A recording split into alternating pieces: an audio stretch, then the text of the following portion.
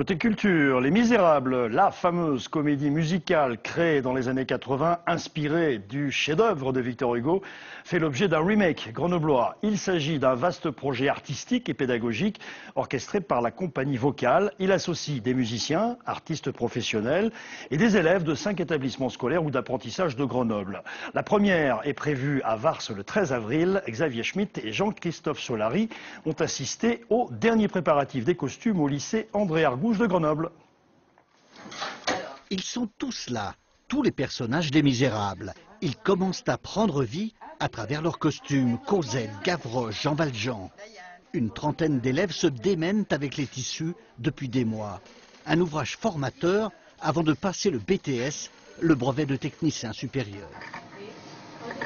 Ça nous a appris la créativité, donc vu qu'on a commencé par les dessins, puis par les patrons, les prototypes et les costumes finaux, ça nous a permis de voir toute la fabrication, la conception en fait d'un seul et unique produit. Donc ça a été très intéressant par rapport après à toutes les finitions, pour apprendre l'école, les emmanchures, tout ça, ça a été quelque chose de très, très important, je pense. On va lui mettre comme ça à la dentelle.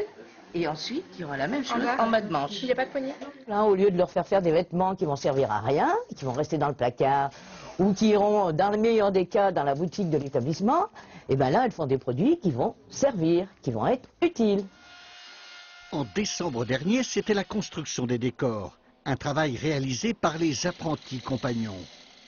5 établissements scolaires ou centres de formation participent au projet Les Misérables. Un remake de la fameuse comédie musicale des années 80, inspirée de Victor Hugo.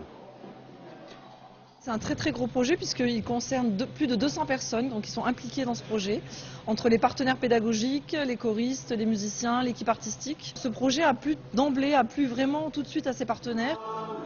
Après 2 ans de préparation, la comédie musicale sera jouée le 13 avril. Un grand jour aussi pour les costumières et tous les autres artisans des coulisses.